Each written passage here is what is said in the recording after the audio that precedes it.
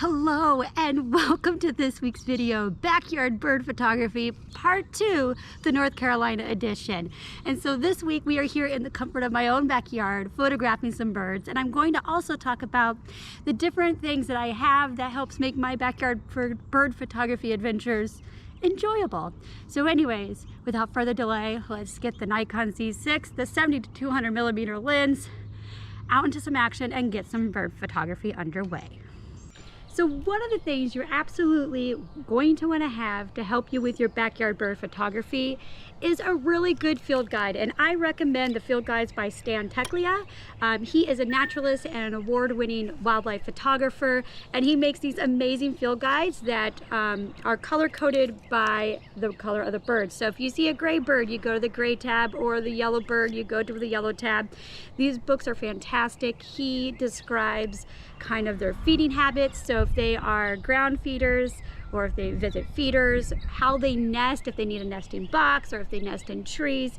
And this just aids in you being able to not only identify the birds that are visiting your backyard, but also help you understand and learn the behaviors of the birds that will help you in turn attract birds to your backyard and also photograph those birds. And so I will link in the description below this particular bird field guide book by Stan Teklia. But like I said, they have them for pretty much I think all the 50 states here in the US. As you will also notice by my particular bird book is that I post-it note, I stick a little post-it tab on each bird that has visited my backyard, and we've had well over a dozen different varieties of birds visiting since January when we first got the field guide and first really starting to attract birds to our backyard. So yes, get yourself a really good field guide. We use the sticky tabs to help us keep track of all the birds that have visited and for quick reference if we see them again. The other thing you're going to want to get for your backyard bird photography, and that's a good pair of binoculars. And so these are the Bushnell binoculars, and these are the 12 by 42s. This particular one works great in our backyard. It's not a large backyard, but it's big enough that when we're inside the house, we can actually still identify birds that are in the top feeder in the back corner of our backyard. And so highly recommend getting a good pair of binoculars. I will link these in the description below too. So, but obviously there's a wide variety of different binoculars and different focal lengths that will help you narrow down exactly what works for your backyard. But having a good pair of binoculars and a birding book will help you with your backyard bird photography.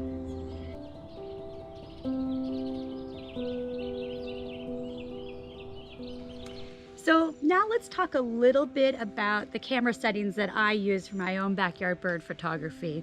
I typically shoot in manual mode, so that's what I'm going to be talking about, is how I shoot in manual mode. But you could also do your backyard bird photography with shutter priority. And so with shutter priority, the shutter speed is what your priority is, and that's what you're kind of setting for. And the camera does a little bit more of the work behind the scenes of figuring out your ISO and your aperture.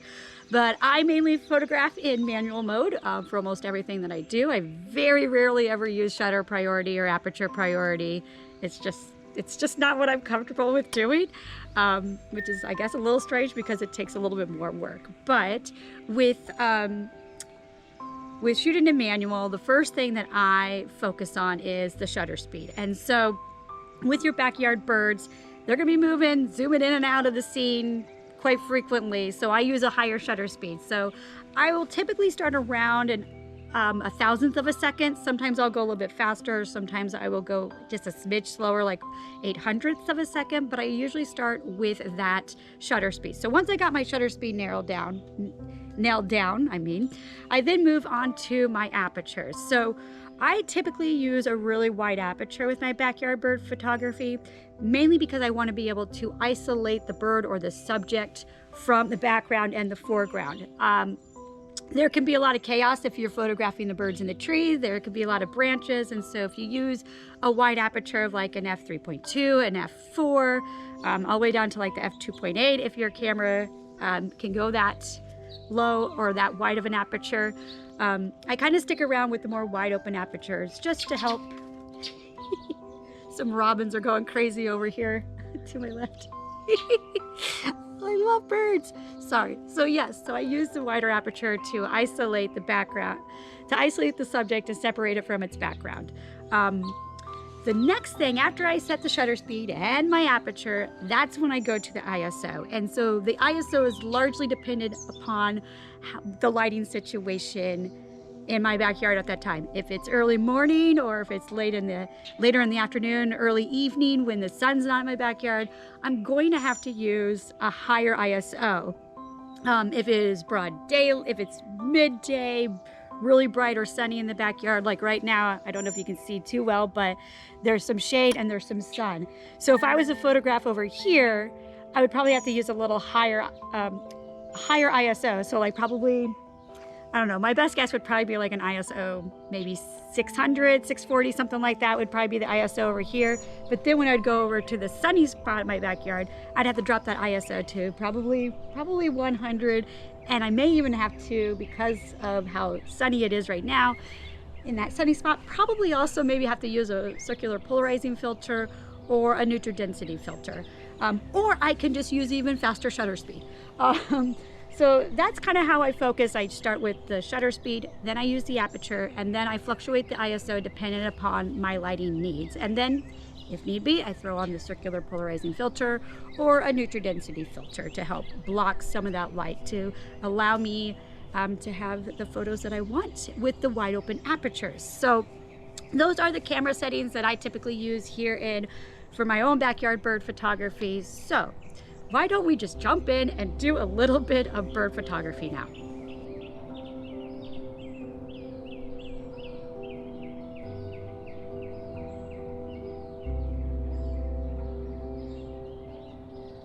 One of the things you're absolutely going to need to have when you do backyard bird photography is a good amount of patience.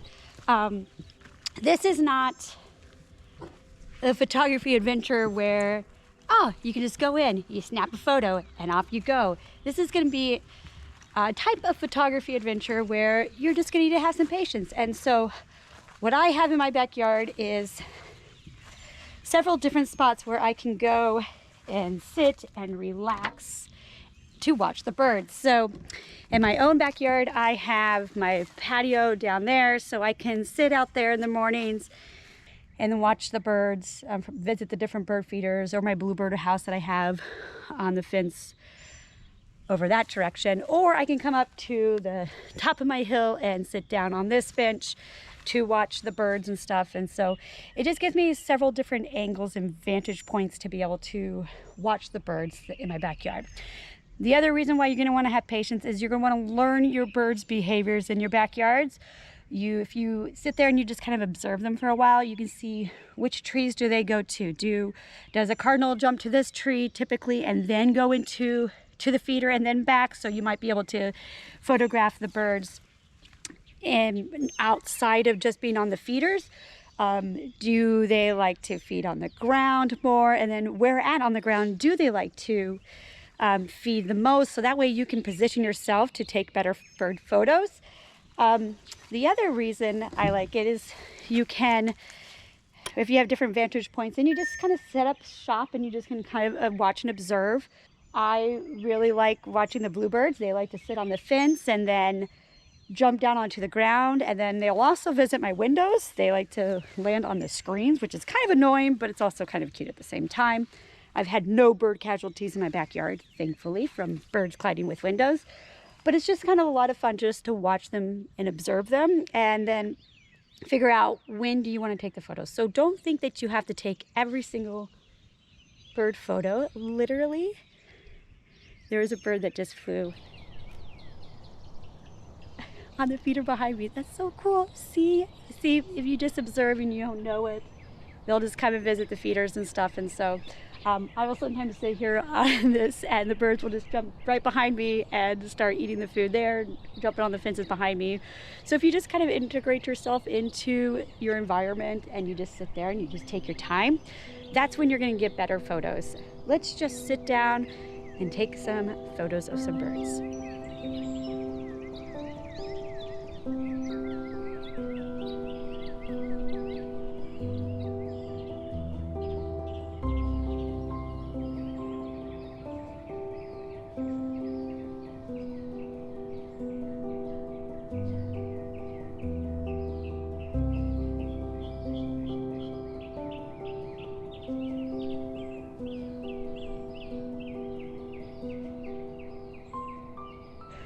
So this is one of the reasons why you want to have a birding book, is there is a bird that is currently sitting on the net on my bluebird cage, or my blueberry bush cage, and I don't recognize it, and so I'm gonna have to put something down to look it up in my bird field guide to kind of identify this particular bird. But it's really cool because I have not seen one just kind of resting there, and I'm like, is it making a nest or is it just resting? So I'm gonna put down probably my camera. I grabbed a couple photos off of my camera, but now I'm going to try to identify this bird. So I need to put something down. I only have 2 arms. I'm not an octopus. So set the camera down gently on the ground, pull out my book, and do some little identification. All right. It's mostly gray.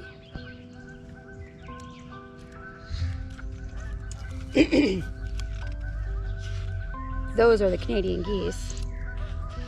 It has like a spotted chest, so I don't feel like I've seen this particular type of bird before.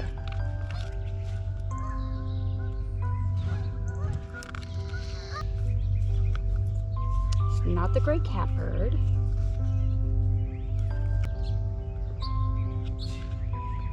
Or is it going to be more through? Ooh.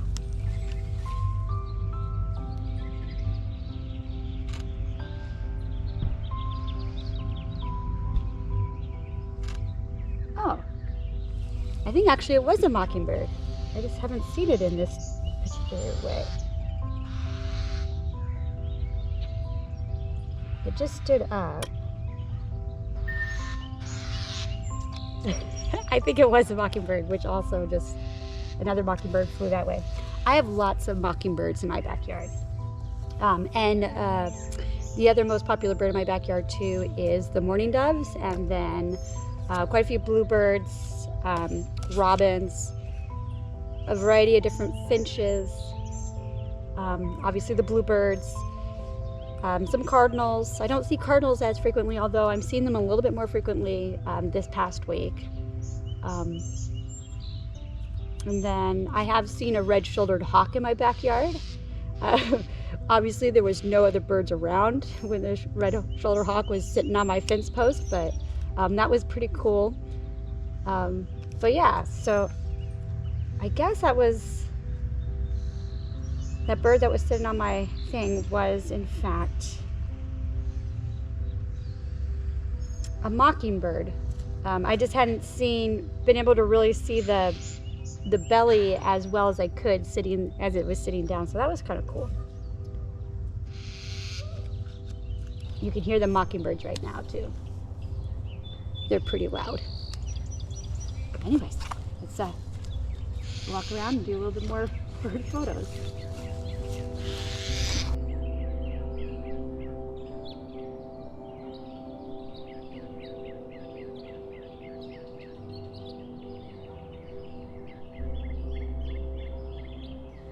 So let's talk just a little bit about how to attract the birds into your backyard. And so what you're going to want to think about when you're trying to attract birds into your backyard is the things that we all need, that all life forms need. We need food, water, and shelter.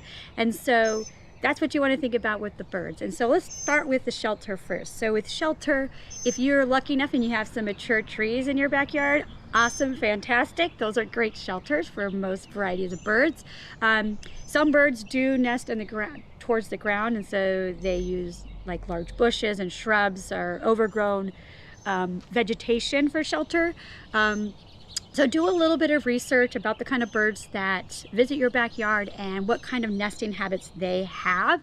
And if you're missing some type of sheltering in your backyard, that's how, by doing that research, you can figure out what kind of shelter to bring into your backyard. So whether it's planting a tree that will eventually become a mature tree, or it is providing some boxes like birdhouse boxes. So like we recently installed the bluebird box to attract some bluebirds, or to provide shelter for the bluebirds that visit our backyard. And we recently started seeing them bringing in some vegetation to make a nest inside the bluebird box, which is fantastic and exciting to see.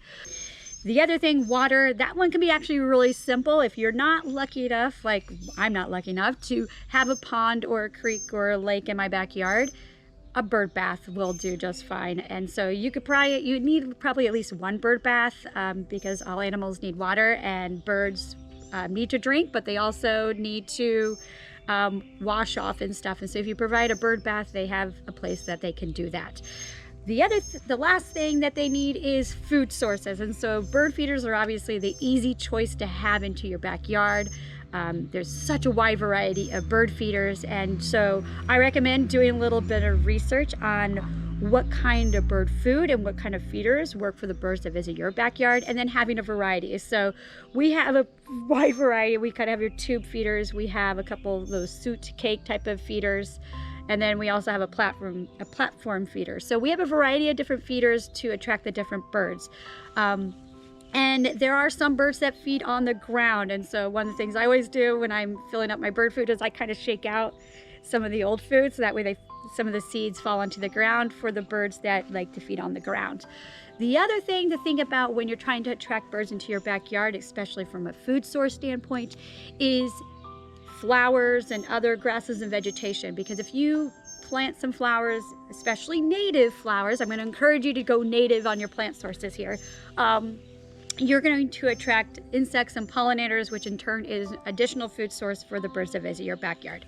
So that is kind of what my recommendation, what my husband and I have done in our backyard is, because we had a new construction house and we were having troubles keeping grass on the slope after the first year when we first moved into the house, we just decided to let it go. So we threw down a whole bunch of wildflower seeds, and just like whatever can grow on there, just grow and keep, the slope from eroding away. And so every single time we mow our front lawn or the back lawn, we actually take the grass clippings and we spread it up onto the hillside, which in turn actually invites crickets and spiders to kind of nest in there and stuff, and occasional frogs too. We'll see the frogs on the slopes also. But we just kind of let it go, and we just kind of maintain it. We take out the things that we don't want on the slope, but for the most part, we're just kind of letting it go. And then we'll add plants here and there just to add some variety or additional more native plants onto the slope side. So that's what you're going to want to do, is you're going to want to make sure that you have a good food source for your birds. So not just bird feeders, if you're lucky enough to have a backyard, so not just bird feeders, but also other things that can attract the insects that the birds will want to eat too. So yes, food, shelter, and water are going to be really important to help attract a wide variety of birds into your backyard.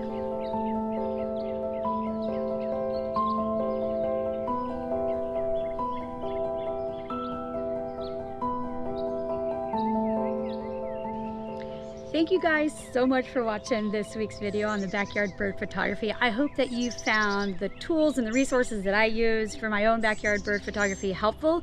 And I hope you found maybe how I use my camera settings also helpful as you either continue doing or explore getting into doing some backyard bird photography. If you like this video or the photos that I take, please consider giving it a thumbs up and sharing it with your friends and family. You can follow me on Instagram. I'll put my handle right there. I will oftentimes post photos on Instagram that don't necessarily make it into my videos. So it's just another way of interacting with me, and I appreciate all that support. If you have not yet subscribed to my channel, I really hope that you do, so you can continue to come along on my outdoor nature, landscape, and occasional bird photography adventures. I greatly appreciate everybody who's already followed me. Thank you guys so much. I really appreciate it. And I hope that if you're not following me, that you do soon. So anyways, you guys have a fantastic rest of your day. There are some mockingbirds that are acting really cool right now on my witch hazel tree, and I really want to take some photos, so I'm gonna go do that. So you guys have a fantastic rest of your day. We'll see you guys next week. Take care. Bye.